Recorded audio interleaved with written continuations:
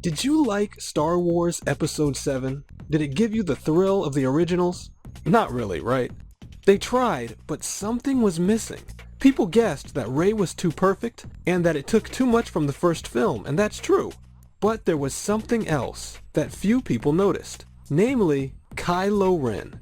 People seem to think he was handled well, saying that he had more dimension than a normal villain, which is true too. But what if I told you that Kylo Ren is actually the hidden weakness of the entire movie? And on top of that, the filmmakers actually sabotaged their own film out of subconscious hatred towards their own fans. Sounds crazy? Let me explain. In The Force Awakens, Kylo Ren starts off great. He does things that are scary, original, and more powerful than we've seen before.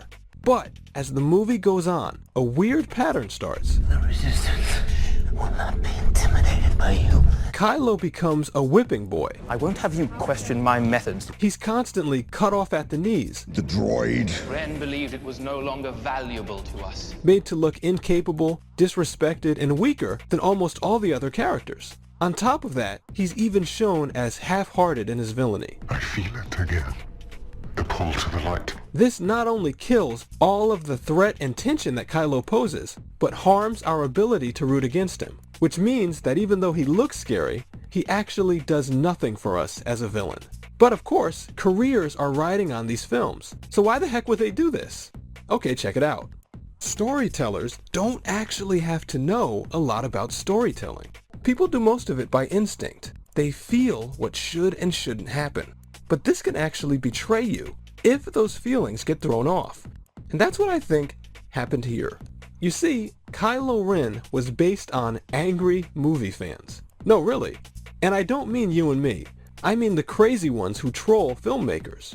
Filmmakers obviously have a very negative relationship with these people, while an average Joe is barely aware of them. So, when the filmmakers wrote Kylo Ren, the emotions they feel about those trolls played into their choices. And this includes the threat they feel from those angry fans. So when writing, they didn't feel the normal need to make Kylo threatening, because they felt like the threat was already there. But for the normal fans watching, who don't share that experience, it wasn't. Along the same lines, they did what felt believable, making Kylo, like an angry internet fan, worship Darth Vader. And since they already felt threat, they didn't detect that this actually weakened Kylo himself as a villain. As stories go on, tension is supposed to go up, stakes get higher, villains get more dangerous. It's a super shredder! As a way to keep the viewer's interest. This, making Kylo weaker than Vader, did the opposite, and the filmmakers couldn't realize it. On top of that, the filmmakers don't want trolls to look good. I'm not giving you anything. So at any given point, it always felt wrong for them to make Kylo look strong. What felt right was to beat the troll down. The scavenger resisted you. And because they associated bad traits with him from real-world trolls, they didn't feel the need to have him show evil traits. He already felt evil to them. So they instead had him struggle with the light. I know what I have to do, but I don't know if I have the strength to do it.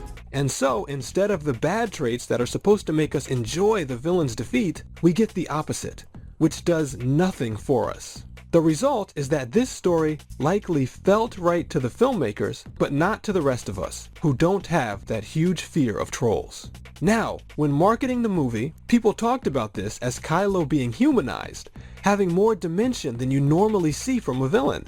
But actually, humanizing is a way to identify with a character. It's meant for heroes. Great stories usually tell us very little about the villain. No matches on prints, DNA, nothing in his pockets but knives and lint. Exactly because we're not supposed to sympathize with them.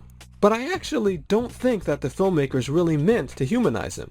Instead, I think they were just guessing at why they made the choices they did.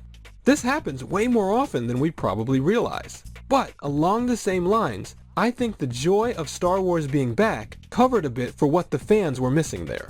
So, people didn't give the movie bad reviews, but the overall effect was like eating frozen pizza.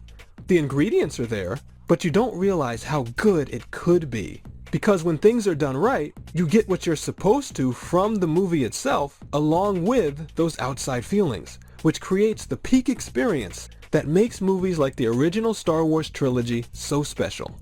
And if the new filmmakers recognize this, they have a chance to still do something great. Thanks, and if you like this video, subscribe and share it.